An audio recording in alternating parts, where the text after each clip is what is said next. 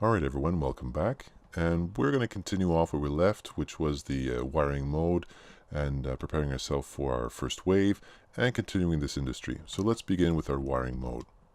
We're going to go into the wiring mode icon here at the bottom. And basically what we're going to do is we're going to start off by connecting our directional links. Now we have here our factory, our industry, but we don't exactly know. These different depositories don't really know where to take from the storage and where to send it. So we're going to do that through our wiring mode. So first off, we're going to click each one of these. So Foundry Depot to start. And we have inputs and outputs. We're going to go setting the input, meaning where it's coming from. So all the pieces we've collected so far, our oids and minerals, are coming from this storage into the Foundry Depot. And they're going to get sent out to the next storage, which is down here. And we're going to do the same with the other one for the elemental depot. Input, output. Right, so there's our connection. So the minerals and oids will get sent through and be transformed into compounds. The compounds need to get sent into the assembly depot, and that turns to components. So let's do that. Input, storage, output, other storage. So just for the sake of it, I'm going to actually name these. So we're going to go into industry mode, just have access to them. Industry mode, we click on one. We can do it in build mode also. Here we have it. Click on one, and this is our minerals. That one was already renamed. Oids was already renamed. Well, let's rename this one compounds. Basically, this is our oids and minerals turned into what we call elements and binary agents. So actually, let's do that. Elements and binary agents. Okay, so mineral turns to binary agent. Elements, oids turn to elements. Those two come into here and are turned into components. All right, and the last one, these are actually called constructs. So we're going to change them into constructs. This will be a bit easier to find later on when we start having a larger industry.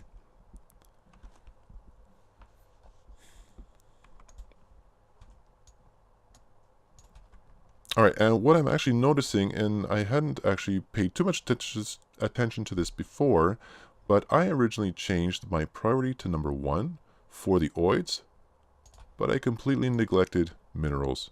It's still priority 5, and I didn't actually get anything in here when I collected them. They actually brought them somewhere else. So I'm going to change this to priority 1, meaning every future collect will go here. But not only the future collect, actually, what I need to do is go back to the original storage, which is here, and I need to relocate the content. Everything here will be put into the other storages. You can't play favorites here. You can't choose one and relocate only that one.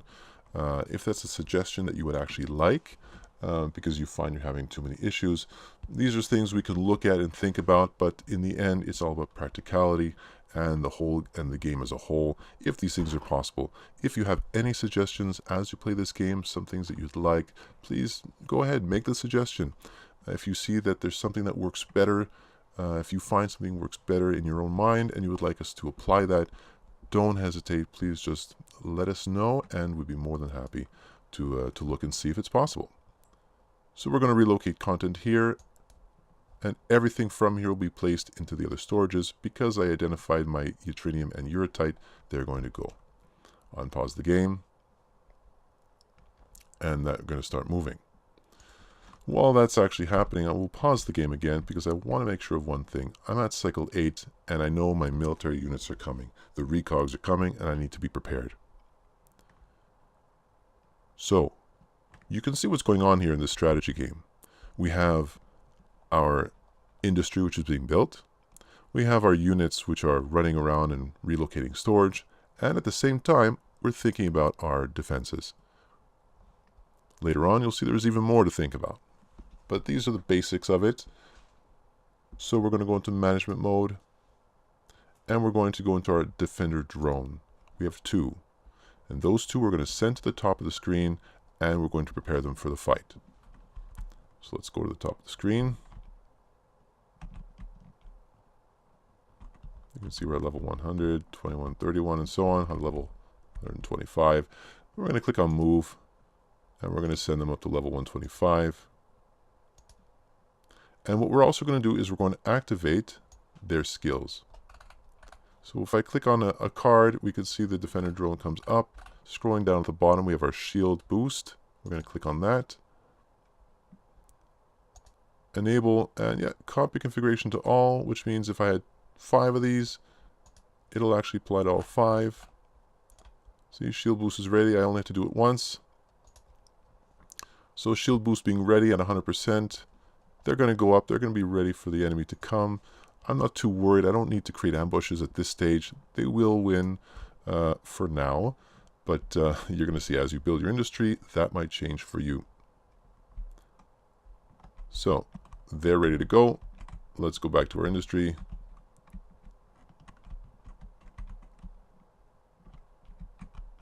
And back to our wire mode. So we've made our connection. We're just missing one here. So let's take our mainframe depository out to the main storage, in to the other one. So we're dealing with wire mode. The utility drones are relocating everything. The military drones are going to the top, ready for the war. There's a lot going on. That's why, as I said, it's very important to keep playing on pause, and only unpause when you want actual actions to happen. So our last bit of setup here, what we're going to do is we're going to go into our build mode, and we need to power the industry. Nothing is going to happen right now, despite the fact that our depositories know where to take it and where to send things, but there's nothing powering them. So we're going to use our generator units and our gather units. We're actually in the process of making our depositories to create more of these, but right now we're just going to use the 2 that we have available. If you find while you're playing this you don't have enough, or you would like to add more, way at the beginning of the game, if you remember, there was a starting kit, and with that there was other choices, whether you're minimalist or you're funded or fully funded. There's all kinds of options you can have there to start yourself off with more. Again, you know, the game isn't as overwhelming as you might think based on the complexity of it. There are ways to make it easy for you. We started with the default, so enemies are going to come. If you're having a hard time dealing with enemy while you're building industry and you want to just learn the game normally, way at the beginning when you first started the game, there was a difficulty setting in the options. Turn it off. Turn it to peaceful mode. And then you don't even need to pause it. You can just let the whole thing run. And you'll be able to build your industry, create your designs, and so on if you want to do it that. Keep in mind with our contest that we're talking about, with the whole design thing, there are specific rules that we'll be applying. So if you're building your industry, for example, and let's say the contest is best design for the industry, but we'll be specific to say best design for the industry depending on the difficulty, because it's a lot harder to build something complex and really exciting while you're being attacked, as opposed to doing it and you don't really care because you're not being attacked. All right, so we will have these different little subtleties, so keep that in mind when you do see the contests, okay? All right, let's finish this off here. Generate unit depot. We're going to click on this once, and we're going to place it, I'm going to place it over here. Why here? Well, if I sit it on top of the storage, I'm blocking a possible new factory or new depository that can sit on this and grab things from that one. If I put it here, well, yes, I could put another storage over there as well, but I don't think I'm going to, so I'm going to continue this way by placing my 2 generators on top and the bottom. The nice thing about this is that a generator stretches a few cells away, a good 3 cells away. The generator will supply the power to the depositories. The gathers supply the energy to the generators. So you don't really need to think about the gathers connecting to anything else except the generators. So in that case, I'm actually going to extend them outwards. And I'll make them, they don't need to be connected, by the way. They could be anywhere on the screen as long as they're 3 cells away. But I'm going to make them connected. I might change it later on, but it's okay.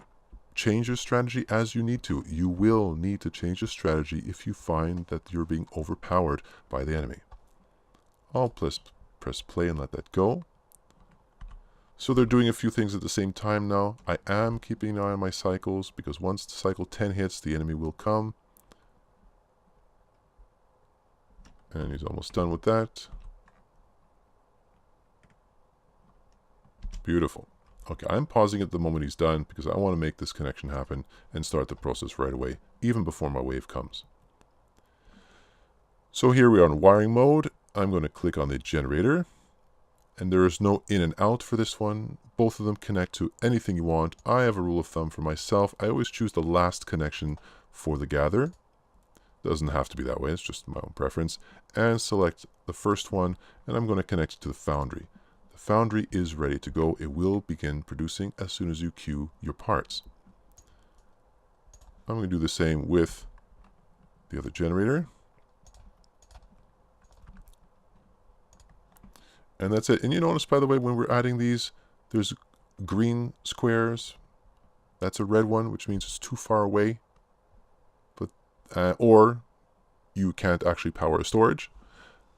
Here, this one is green. I could actually power that one just with the two that I have. Okay, so now they're powered. And if we look at our long list here in our wire mode, you'll notice the available power is at 0. The moment I unpause, there it starts to charge. So keep that in mind. Keep that in mind. Look at your available power when you're charging and when you're producing pieces, because your piece that you need to produce might require more power than you actually have. So keep that in mind. And there's nothing wrong with connecting two generators to the same foundry depot or same elemental depot or whatever it is, connecting more than one generator to the same element to add more power. And you'll see there are even other ways of adding more power as well. So that's it. They're all connected, and the industry is ready to produce our pieces. Our military units are ready to go. Let's see. Let's run this one through. I was going to stop this video, but let's run through our first wave. So I'm going to go back to the top, and I'm going to wait it out. Where they are? There they are. I'm just keeping an eye on the numbers. I'm going to ride this one out. There we go. So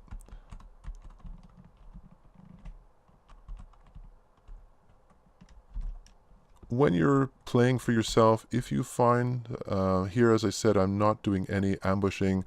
If you find you discover new ways and really interesting ways of taking on a stronger enemy, and you find that you don't have as many, if you find interesting ways, publish them and share them. Love to see it and hear it, and even experience what you experience in the battles that you face. Every battle each person faces is different than the next one. Even though I have 2 units here, I might get the same one as you, but their style might not be the same. The timing that they fire their particular skill won't be the same as yours. So it's really interesting to see. So share it and let us know. So there you go. Cycle 10 hits, and what do we have? We have 1. And we have 1. Let's clear the screen here, and let's play it slowly. Let's see how they'll play this one out. So right away they'll go. That's it. He puts on a shield boost first. That already gives him the 1 up on the enemy, and the fact that there's also 2, that of course helps. There's his shield boost, but I think we're going to give him the run for the money. And let's see how that one's going to go. So shield boost is regenerated. Let's pause that and I'll show you what's going on with the shield boost. There it is, charging 7 seconds, 6 seconds, 5.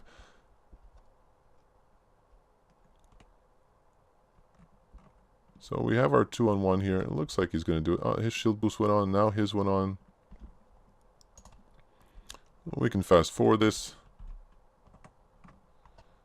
Well, there's not much happening here, to be honest, because it's a 2-on-1.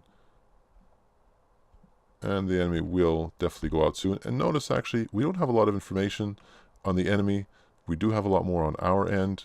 That is a skill, sorry, that is a technology that we can unlock to see what exactly we're up against, how much HP they have, the class they are, so their ranking and so on. And there we go. So they beat them. That wasn't too bad. And you'll notice what fell here. These are fragments. These fragments fall every time you kill an enemy, as long as you are able to take them out. Of course, you get these little fragments. If you get wiped out, well, then that's it. So we took them out. Fragments are going to fall to the ground, and these things should be put in storage on their own. You can let them fall to the ground and not put them in storage, but they are really important because through these you can actually build more advanced and interesting things. Alright, so what we'll do actually before we close out this video is I'm going to, even before it falls, I'm going to get it ready, and I'm going to place a new storage way down at the bottom, somewhere at the bottom here. Where's my... Let's go down at the bottom. There's my uretite. There we are. So I'm going to place it further down here. So let's say I'm going to produce these kind of things somewhere on the left. There's going to be other kinds of factories and depositories. I'm going to actually put them on the left hand side here. So we're going to put this storage here at the bottom corner. Alright, so that's going to go to the bottom corner. And what I'm going to do also is I'm going to make sure that I know exactly where those are falling, because I don't yet, and I want to keep an eye on them. I want to keep an eye on where they're falling so I can pick them up afterwards. I could have the utility drones grab them from the sky, but I want that storage unit to be built first. So I'm going to look at my storage containment units. I have 6 here. As soon as I see a 7th one, I'm going to pause the game and send it over. So there they go. Now I got to keep track of them. Again, you can catch this in the sky,